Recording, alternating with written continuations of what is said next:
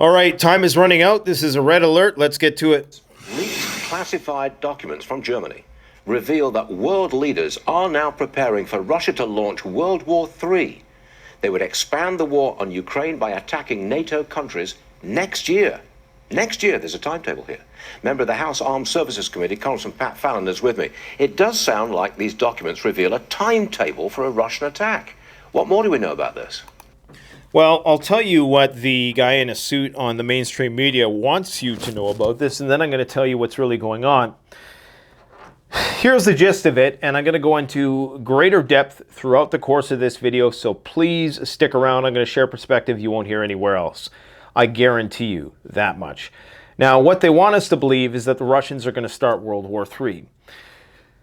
I'm inclined to believe that what is really going on is that we're going to try to provoke the Russians into using a nuclear weapon, which will provide the justification that we need to either foment some sort of rebellion, which we've already tried and failed, create a civil war, which we've already tried and failed. So the only thing we really have at our disposal at this point in time is to do a decapitation strike, possibly nuclear, take Putin out, cut off China's energy source, and that's how we maintain the unipolar world and make sure that the dollar doesn't crash and there isn't blood in the streets. But I don't think they're going to be successful. I'm going to explain exactly why this plan that he's talking about that was leaked was put there for a reason. There's ulterior motives, and we're going to try to dissect it and decipher what is truly going on. But first, we got to analyze us some propaganda. And boy, do I got a lot of maps and videos. This is going to be one hell of a show, so you're going to want to stick around.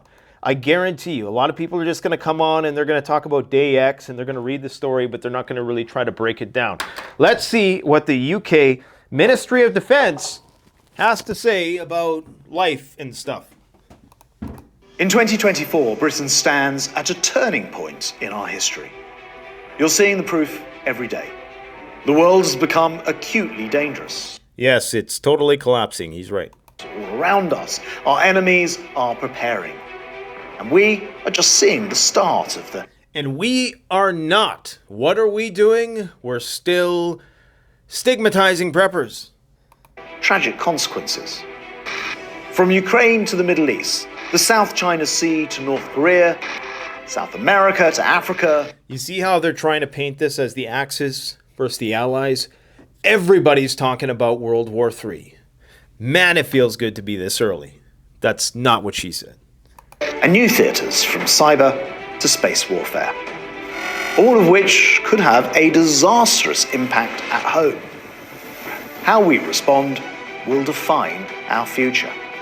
And the choice is clear. The era of the peace dividend is over.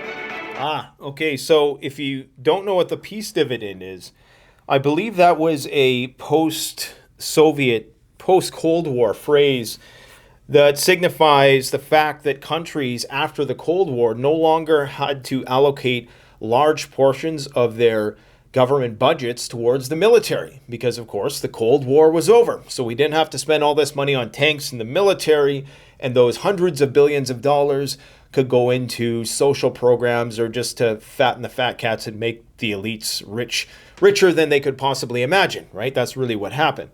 So he's saying that that's over, which is essentially like saying we got to mobilize the military. All right, let's see what else he has to say. I have a feeling that there's going to be some subtle hints in here that maybe we're going to have to do a draft.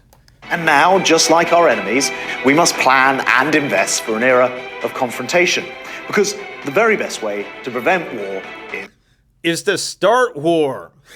Is to be prepared. Oh, be prepared. Okay, here we go. Yeah. Hey, we were early, guys.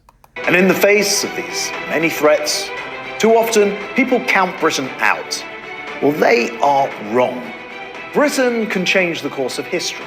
We can lead the world in fighting for freedom, and when needed, we can still fight and win. Okay, so there we go. See what he did there? We can lead the world in this fight for freedom. Well, in order to do that, you need troops, and you don't have any. So what are you going to do? You're going to find a way to mobilize all those immigrants. Just watch. But to do so in this more dangerous world, we must take a lead in NATO, back Ukraine until the very end. The end of what? The end of the world? Better Sorry, support guys. our personnel, upgrade our nuclear deterrent, rapidly modernize our forces. Oh, yeah, just upgrade our nuclear deterrent. You see how he just threw that in there? Yeah, we're going to build more nuclear weapons. Nuclear proliferation. In doing so, we will deter our enemies, lead our allies, and defend our nation from a far more dangerous world. Okay, sure. All right, so here's their plan, okay? And we always have to look at this in reverse because understand what this was. So this was a plan which was leaked by a German news agency, kind of a fringe news agency called Bild. But it is true. It is a leaked document, which is a war game exercise for what the German army will do if Russia decides to continue to invade more countries. And they get very specific because they know this is more than just a war game. Typically in the past, what they do is they'll say things like country X. They won't actually use real names because they don't want to use provocative language. But clearly here they are using this for propaganda purposes. So they're trying to be provocative. That doesn't mean it doesn't have any truth to it whatsoever, not by a long shot. So I'm going to give you their 9-point plan that they think they're calling Day X. Day X is really centered around the Suwalki Gap. Okay, that's what they're referring to when they say Day X. And there's a lot of details that I'm going to have to fill in here. I hope I can cover all this today, but just sit back and buckle up. So here's what they're saying. I first brought this up yesterday in a more informal fashion. Today we got all the diagrams, we got all the maps, we got all the information to back up and the receipts so that nobody can say we're bullshit. And even if those people do, they're fewer and farther in between. I can see you haters in the comment section taking notes. It's all good. It's all good, baby. You know, just come in the comment section one day and say, you know what, Nate? Shit, man, you were right. And I will, I will get, people think that I'm going to be vindicated and I'm going to feel good when something bad happens because people will say, oh, he was right. That would be incredibly short-lived because it would probably be for like 2 or 3 seconds and then it'd be like, oh shit, now we got to survive in this wasteland for decades. So I hope nothing happens, but they're planning it. So here we go. February of 2024, according to the German Ministry of Defense, Russia will mobilize 200,000 troops. Now, the reason why I talked about why this is likely implausible and not very feasible from a political standpoint is because Vladimir Putin is going to be having an election in March and he wants to get reelected. 90% of people would probably agree that that would be a bad idea to do before election. Now, there is an argument to be made that you would mobilize before the election because right now the Russians are getting quite pissed because day after day there's acts of sabotage. I got some graphs to show you today to prove that the incidence of fires is actually up 125% since last year, and last year it was up 25% from the year before that. So they're getting pissed and they want Putin to be more aggressive. They want him to finish this war once and for all. So again, I think they're trying to throw people off with some of these numbers, but make no mistake, everything that they're saying here, there's truth to it, but you have to flip some things on its head. If they're saying that Russia is going to initiate this, there's a very good chance that we are going to do something to provoke them so they respond in that manner. Russia launches a new offensive in spring of 2024. This much is, in fact, true, and making significant advances by June. So they're telling you what's going to happen. I mean, just this idea alone that the Russians are going to push on past Ukraine is really a concession that Ukraine's about to lose. Okay, think about that.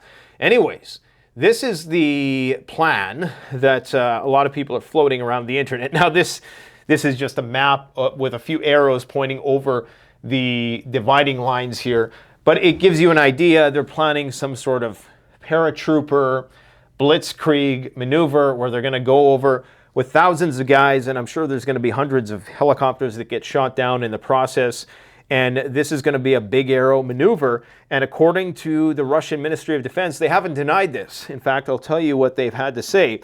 Russia is indeed planning a large-scale offensive operation in the zone of the special military operation. Recall that these 4 annexed territories, there's still about 25% of the territory that hasn't been conquered, okay? That they relinquished back last year, or was it in late 2022 when they gave up a lot of that ground? But they deny that they're planning a mobilization, but you can't believe the Russians because they said that right up until, I don't know, a week before they actually did the mobilization last time, when we were saying for well over a month or two in advance that yes, they're going to mobilize. Okay, nobody believed us, of course, except you fine people who visit every day. I love you guys to death, to the bitter end. July 2024, Russia incites violence in Estonia, Latvia, and Lithuania. July 2024. So what we have to think here is, let's reverse it.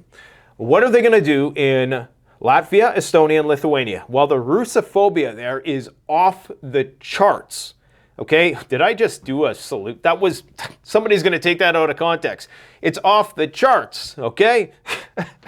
Why would I do a salute like that? Okay, so this guy right here, Estonian ministry, some MP, member of parliament or something like that. Let's hear what this chicken hawk has to say. They want to send Ukrainians back to the front. Any defectors, any draft dodgers. Here's what he has to say. Zelensky in Tallinn, and he said very clearly, they need men. They need more men because thousands of men had died, also from the Ukrainian side. But in Europe, we have almost 800,000 Ukrainian men who have illegally, breaking the Ukrainian laws, escaped from Ukraine as cowards. And we need... Look at these people here. They're like, man, come on. So what he's saying is he's calling the Ukrainians who defected cowards, and he wants them to go fight this war for the Estonians. Go fight and die some more for Western Europe, you Slavs. That's what he's saying. This is why a lot of people are saying, you know, we might see a rebellion on our hands. Imagine that. Imagine not believing in this conflict and being forced to fight it. Not because you're a coward per se, but you understand that it's a futile pursuit, perhaps. And I'm not saying it necessarily is. It wouldn't be if NATO fully committed, but if they do that, then it's nuclear Armageddon. So it's just it's a catch-22 quagmire stupid situation. This guy wants those people to go and die so that they can attrit the Russians even more. Okay, anyways, so we know that they're going to start some shit there. They've already closed down the borders. The border with Finland is closed. They're starting to talk about mining the borders of the Baltic states. They're bringing in more NATO troops. They're doing more reconnaissance and surveillance. There's all kinds of shenanigans going on inside of Russia, close to these border regions. In Poland, they're starting to move military forces towards the Suwalki corridor. This shit's hitting the fan. They're getting ready to do a major provocation, all right? Russia sends missiles. Oh, the Kremlin sends 50,000 soldiers to Belarus for an exercise in September of this year.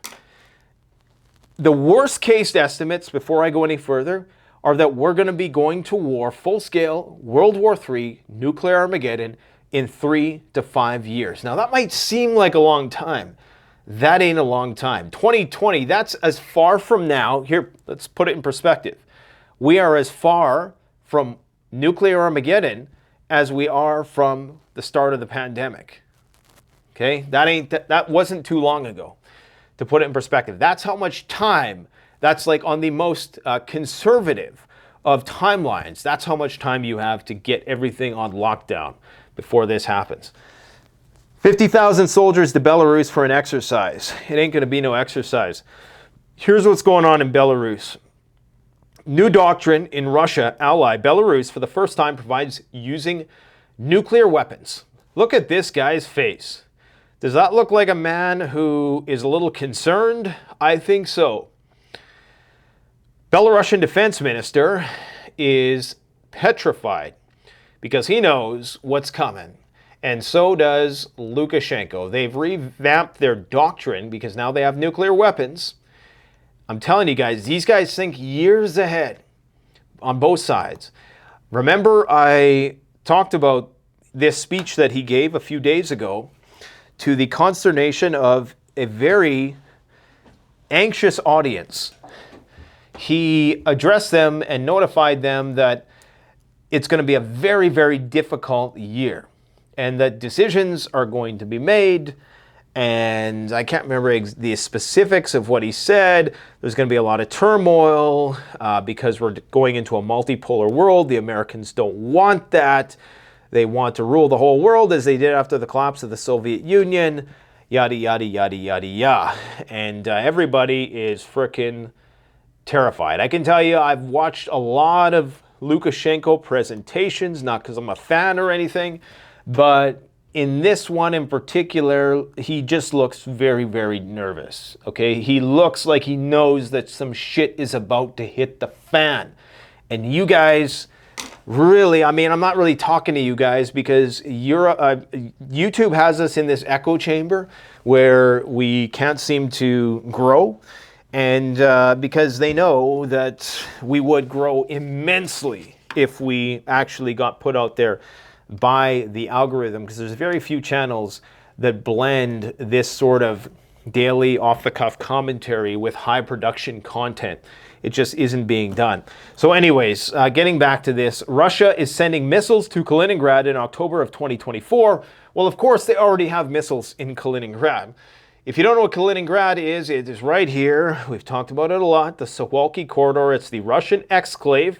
It's not connected by land to Russia. In order to get there, they have to take either the Baltic Sea or they have to fly over enemy territory. Now, this is also the only land corridor from Poland, from Europe, the mainland Europe, to the Baltic states. So you could see how it's right in the middle of, it's a crossroad, right? There is a train track that goes through here, and I can't remember exactly how this is regulated, but I know that at one point throughout the conflict, early in the conflict, they were talking about closing this down and putting restrictions on what could be transported. The Russians said, we're going to nuke your ass, and they pulled back. But since that time, they've been slowly amassing forces in this region. You can even see the NATO symbol to symbolize that. And this border between Poland and Belarus has become much more restricted in some places. They've already erected the Hedgehog anti-tank barriers, sandbags, and of course the border between Belarus and Ukraine is fully mined. I'm not sure what's going on up here, but I do know that there's talks to fortify the borders with Russia. So that is their plan. They want to effectively cut Russia off from Kaliningrad. And Russia, of course, wants to ensure that it keeps Kaliningrad because this exclave is able to, where's a better map? It's able to give them this is their only geographically advantageous position if it came to all-out nuclear war. Because they could, and there's strong evidence to support that there's already nuclear weapons here, but they could launch nukes basically anywhere in Europe in 3 to 5 minutes as opposed to 6 to 7 or whatever, right? It gives them that extra minute. Minutes count when you're talking about the end of the world. And this is part of the reason why Putin was so concerned about relinquishing Ukraine to NATO, because that, of course, would allow NATO to put missiles right on his doorstep, even though they kind of are. But I think there's an understanding that if they were to do that here, they would just invade, and then that's when they're going to call NATO's bluff, and they're going to realize that this Article 5 was all just bluster. We were just bluffing because we're not going to risk nuclear Armageddon for the planet for these 3 Baltic states right here, okay? And this is why these guys are so terrified, because, and this is why they're committing everything to Ukraine, because they know they're probably going to be abandoned when the shit hits the fan. And if they're not smart enough to realize that yet, based on our performance in all these other conflicts, including Ukraine, then my God, I mean, I don't want to say anybody deserves what they have coming, because I got a lot of viewers in these countries as well. And all I can say is maybe it's time to reconsider and strategically relocate.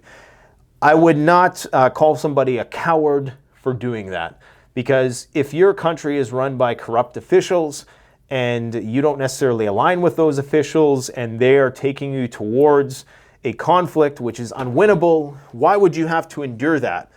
You know, why should a person have to have their pride contingent upon that? So anyways, they already retracted S-400 missile defense systems from here. Some people think that that's because they needed them in and around this region. I think it could be because they're ready to let this go. Because yes, it gives them an advantage. It gives them another access. It gives them another warm water port here in the Baltic Sea.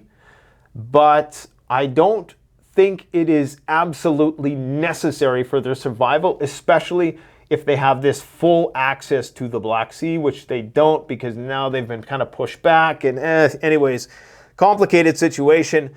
Fake border conflict in the Suwalki Gap. So this is where they're telling you what we're going to do. We're going to start some shit in the Suwalki corridor. Guys, I'm going to put money on this one. Mark my words, this is what NATO is going to do. This is what we're going to do. And we're probably going to do it before the election. Because I'm not a person who thinks that Trump's going to save the world. I mean, when you got, this should give you an indication of how, I was going to swear, but I'm really trying not to swear in these videos. This is telling you how fucked up the world is. Screw it. The president to be, likely, is running on the platform that I won't start World War III.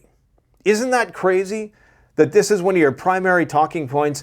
I won't start World War III. Vote for me. I mean, I know there's a few other things in his campaign, the border and stuff, but it's just insane, man. It is totally insane. So either way, doesn't matter if Trump's elected or not. Even the Russians know this. They've said, one of their chief editors of one of the biggest Russian publications, media publications, has said, you know, it doesn't matter who gets elected, eventually the war is coming. Whether it's going to be this year or after is really up to the deep state. And if you don't think that Trump can't be maneuvered in certain directions, I mean, there's been a lot of things that have happened under Trump that have actually fanned the flames of all of this. And this is not to say that, you know, the Biden administration is going to be any better. It's just you should not put all your eggs in any basket and think that, I think maybe the Russians, the only reason why they might want Trump in there is because they think it might buy them a little bit more time. But this, we are just inexorably heading towards conflict. There is really, the inertia is already there. There might be some people that are able to slow it down, but we're past the event horizon. It doesn't matter what puppet they put up there. Yeah, you can, you know, sure, put the wild card in. I don't care.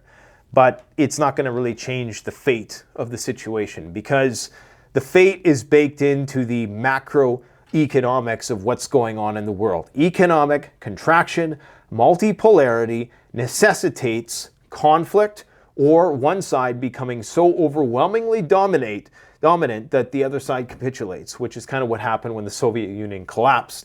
And a lot of that could be due to the fact that it did collapse internally, which likely could happen in the United States. All right. So, all that said, where are we here? They're going to start some shit. Mark my words. And it's going to revolve around here. They're telling you their plan, which is crazy, because they know nobody's going to listen anyways. NATO has a meeting on the Russian threat 1 year from now, in 2025. All right, 2025. NATO meets on the Russian threat. 1 year from now. Why January 2025? They know there's going to be a new president at this time, right? March 2025, Russia moves more troops to Belarus. And then in May 2025, 300,000 NATO troops are deployed. Putin either backs down or sparks World War III. So they seriously think that a force of 300,000 is going to be able to confront the Russians. Now let's just crunch some numbers here. The Ukrainians have 600,000 battle-hardened troops. Battle-hardened troops fighting a high-intensity war. They probably have some of the best drone operators in the world on both sides. And they are barely holding back the Russians, okay? And we're supposed to believe that the Russians are fighting this crippled right now because of just, their diminished military over the past 2 years. They can't beat the Russians with 600,000. What is NATO truly going to do and accomplish with 300,000 troops? Yes, the individual countries have their own armies as well. However, I think that a more likely scenario here is they are really trying to, I think what they're banking on, and I think what they want to have happen, I think the neoconservative wet dream at this point, how do we enact a draft in all of these countries that have been covertly preparing for World War? We need a nuclear bomb to go off, but we don't want it to go global. I mean, the globalists, they're crazy, but they're not crazy. Did I just say globalist? I don't want to be one of those guys, okay? Don't lump me in with InfoWars. It's too easy. It's just too analytically lazy for me to talk like that. But I understand it's a language that people understand, so we'll just call them the globalists, all right? So they don't want to destroy the planet, but if it happens, they have a contingency plan. Here's what they want. They want to be able to. Their wet dream is to get Putin out of power, put in a puppet government in Russia. If they can accomplish that, not utilizing nuclear weapons, they absolutely will. In fact, they tried with this whole Prigozhin thing, I think. Unless that guy is just crazy, I don't know. But we know that they've been trying to foment a coup in Russia for years, eons, sow civil unrest, but it's just, they're not even remotely close to accomplishing that and probably never will be. They're just, the patriotism is too strong. Imagine, we think about the patriotism of the United States. Think about the patriotism of a country who lost 20 million people in a world war. I mean, that's a bond that will last for centuries. So the idea that you're going to create a civil war and put in a puppet government in Russia, it's just not going to happen. Now, because they can't do that, they might try a decapitation strike. Because if they cannot get a hold of Russia and China, the US dollar is 110% FUCK'd. I'm not going to swear twice in this video, I promise. So they have to do something. Right now, the dollar is bouncing around. It's starting to tick upwards again, which is making me think, and this is how there might be a counterbalance between oil prices and the dollar. If people sense that global chaos is imminent, they're going to flock to the cleanest shirt in the dirty set of laundry. And that's going to be the US dollar. Now, conversely, the prices of oil are going to be going up, but it's going to seem like the prices of oil are going down because it's all measured in dollars. If the dollar gets stronger because more people are trying to get dollars and the price of oil is actually going up, and they're going up like together, correlated in a straight line, actually the price of oil relative to the dollar is going to go down. So the price of oil will remain the same, but the dollar strength will increase because in spite of everything that's gone on, in spite of all the talk about BRICS, if shit were to hit the fan today, people would still want the good old, I was going to call it a greenback, but it isn't anymore. Actually, I think I got one in my pocket here. What do they call them nowadays? What do they call these? Even I have dollars, okay? Because I know that when the shit hits the fan, this is what the world's going to gravitate to, probably for the foreseeable future. Eventually, it's losing its value. We all know that at a rapid rate. But, and this is the paradox of the whole dollar oil crisis. As crisis escalates, the dollar is going to get stronger because as of right now, barring Bitcoin and gold, and yes, most smart people are going to go into gold instead, the dollar is still going to have another run. And oil is going to be, people are going to be like, why isn't the price of oil going up? Well, it is going up. It's just that it's measured in a stronger dollar. Anyways, so that's what they're planning. And I do think that they're going to plan a decapitation strike. And as I indicated yesterday, there's a variety of reasons to suggest that this is exactly what they're setting the stage for. I'm just going to quickly go over some of those data points, and we're going to look at more graphs. because we got a lot of other stuff to talk about. I told you guys this was going to be a banger. All right. This is what Zelensky had to say today. Possible directions and even timeline of a new. All right. I'm sorry, guys, but you have to listen to this. Thank you so much. If anyone thinks this is only about us, this is only about Ukraine, they are fundamentally mistaken. Possible directions and even timeline of a new Russian aggression beyond Ukraine become more and more obvious. Let me ask, very honestly, which European nation today can provide a combat-ready army on par with ours, holding back Russia? And I wonder if that was a threat, because I've often said, and I was the first one to say this, that one of these days, if you piss the Ukrainians off the wrong way, they're just going to switch sides. In fact, there are some political pundits who are now, they've left Ukraine. I can't remember what his name is. It's on the tip of my tongue. Not, Arestovich.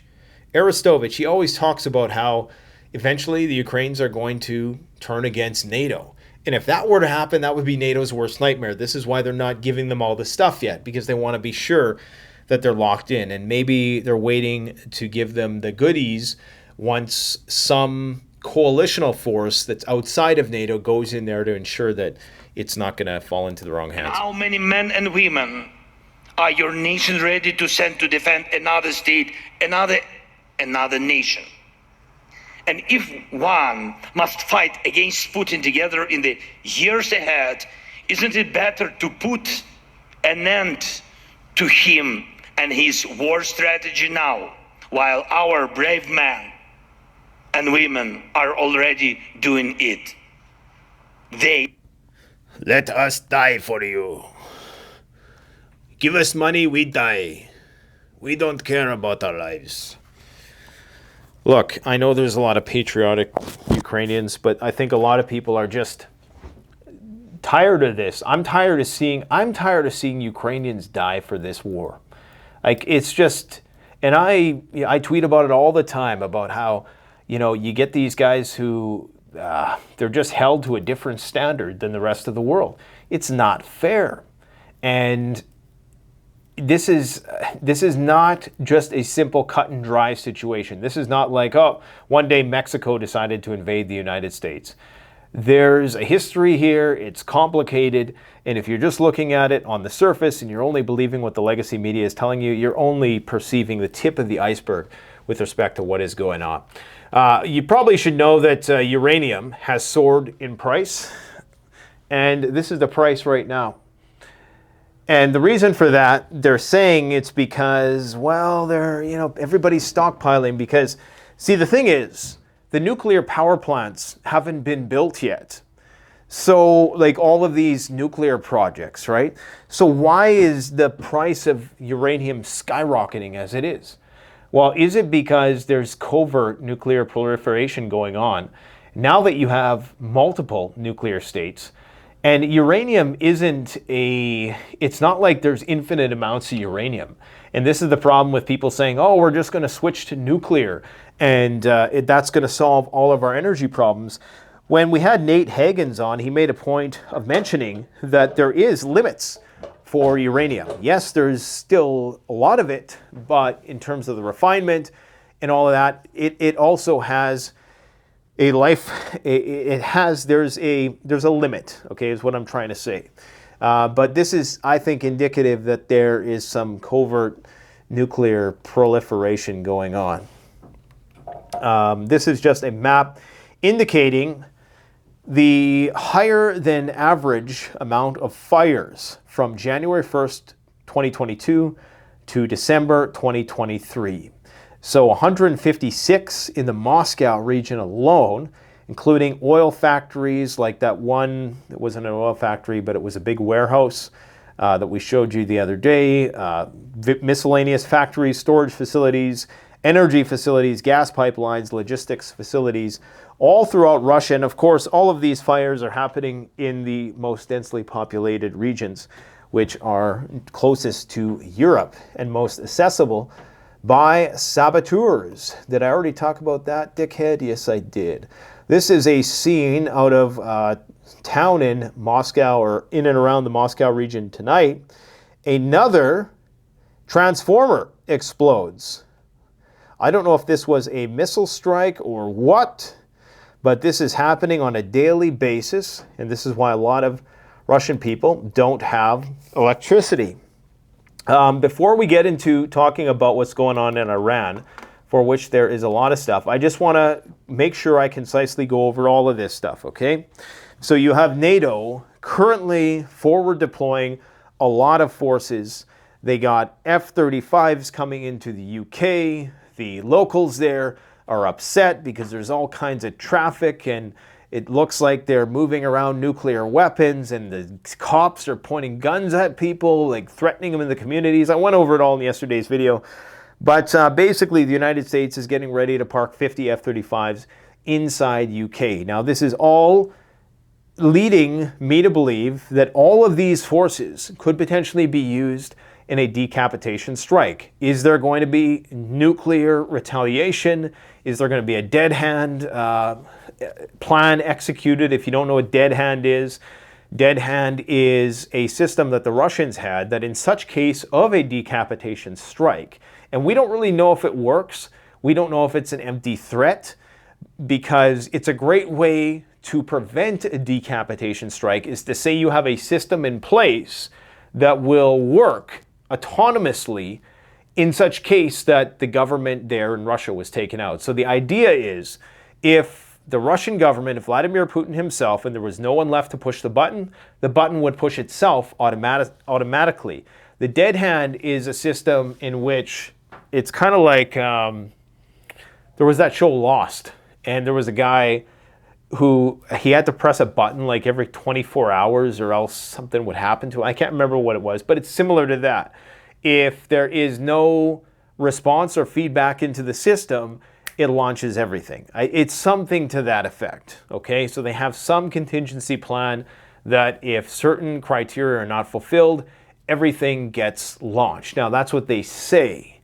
Do they actually have that, or is that in itself just a decapitation strike deterrent, and is NATO calling their bluff? NATO could pull this off. Remember, a lot of Russia's forces are concentrated in and around, like closer to Europe, within striking distance of a lot of the medium-range missiles. Now, a lot of their continuity of government, deep underground military bases, those are going to be located deep inside Russia. Okay, I think there's some in the mountain ranges way over here, which would be pretty much immune. But what are you going to do? What are you going to govern from here, especially if NATO and their 300,000 combat readiness force, which would be sizable enough to potentially put a post-apocalyptic wasteland on lockdown?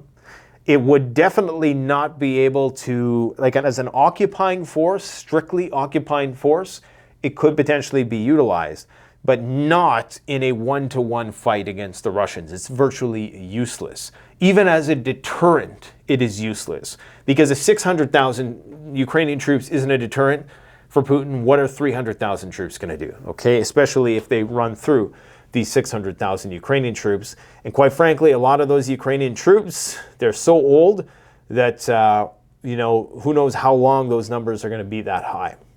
It's just a fact. They're militarizing all the border states.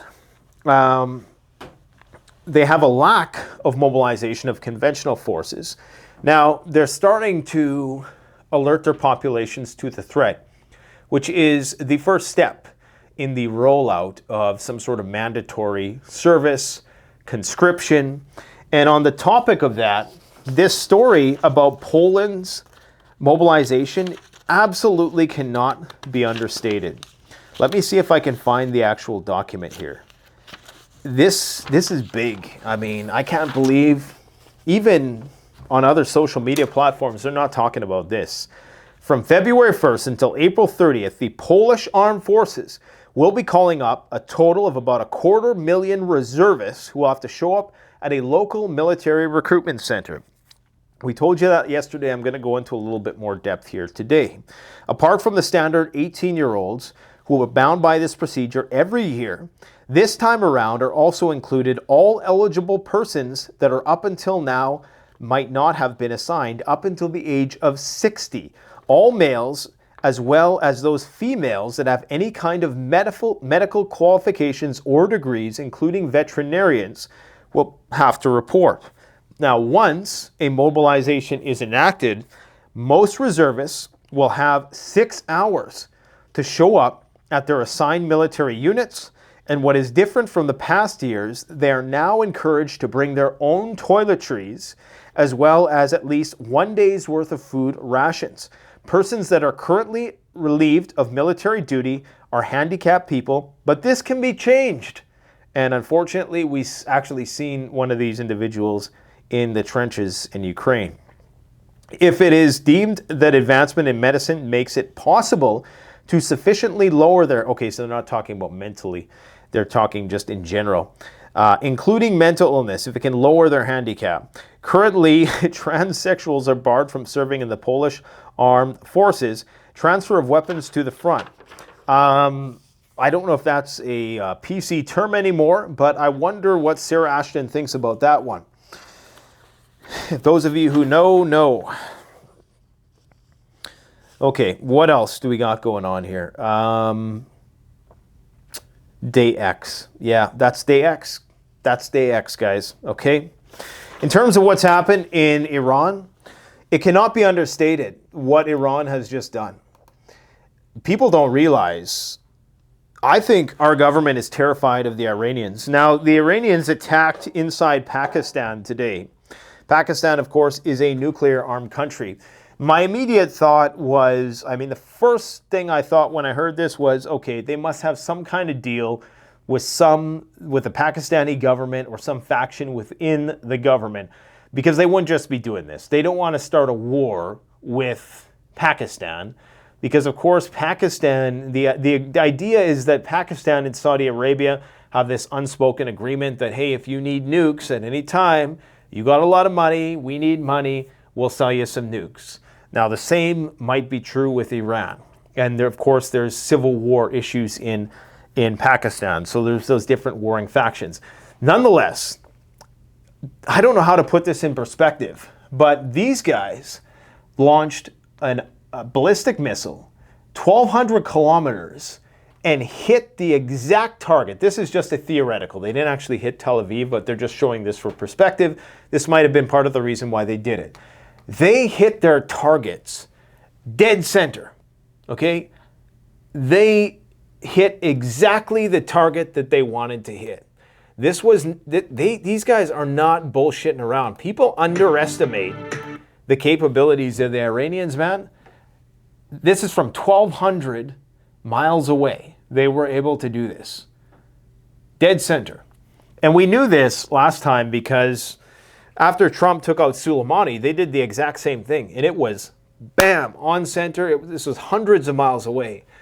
The Iranians' ability to target, exactly what they want to target is impeccable, at least within that range.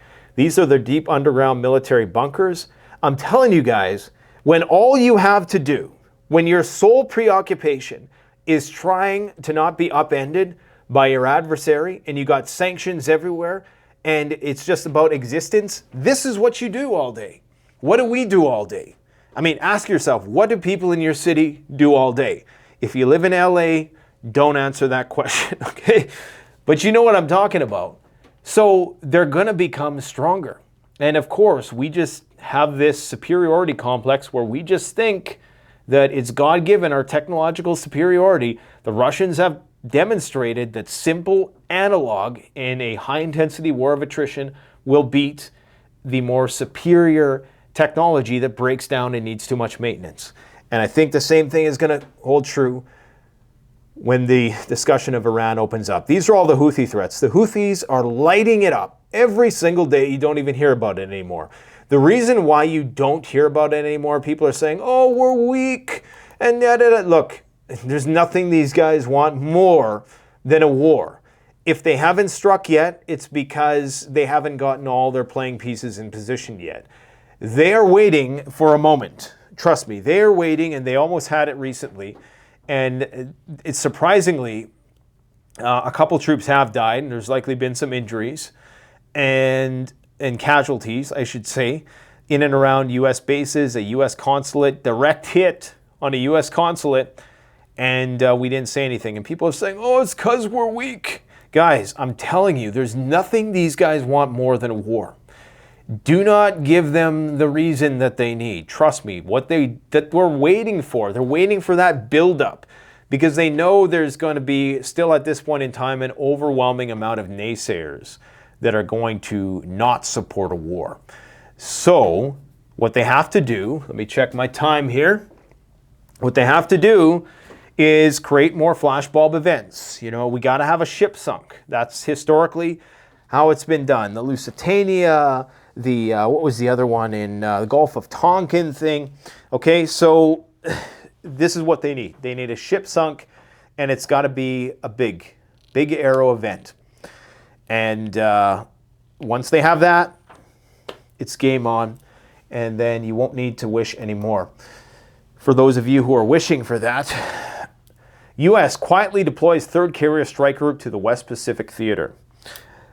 Last year, I was telling you, last year as in a few weeks ago, I was telling you a few months ago that the wholesale freeze-dried foods was getting crazy amounts of orders, and they still are. Now the military is ordering pizza because they're having this big pizza contract. So the military, you know, they got to keep morale up, so they got to switch it up, right? And if you don't know what wholesale freeze-dried foods is, go and check it out. I'll post a link in the description.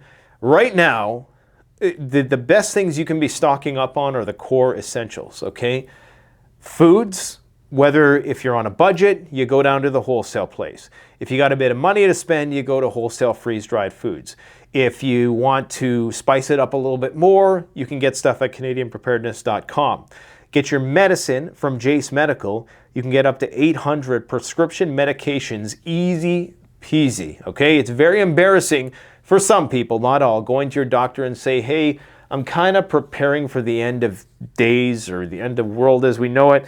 Can I get a few extra prescriptions, and I might need a little bit of this and a little bit of that, and maybe I need a little bit of antibiotics because, you know, I got this $2 million home, but I don't have any antibiotics to put in it. Could you imagine that? You know how many high net worth decimillionaires there are? They don't even have the simplest thing like an antibiotic. Crazy. And they probably don't even have more than 2 weeks worth of food in their home. And ammunition. Stock up on ammo. Ammo is only going to get more expensive from here on in. Okay? So, yeah. North Korea, Kim Jong-un, has decided to go to war. We do not know, and this is based on some sort of Korean analyst think tank. You know, think tanks, institutes, typically, just again, you got to think mirroring. They're saying the reverse. They're saying that we've decided to go to war. Either way, we do not know when or how Kim plans to pull the trigger, but the danger is already far beyond the routine warnings. And think of a country like North Korea. When you are trapped in this little country for so long, where do you have to go but dig? You're going to dig. You're going to dig as deep as you possibly can. They probably have whole underground cities in North Korea that are completely immune to a nuclear strike. And it would be like fighting Hamas tunnels on steroids, okay?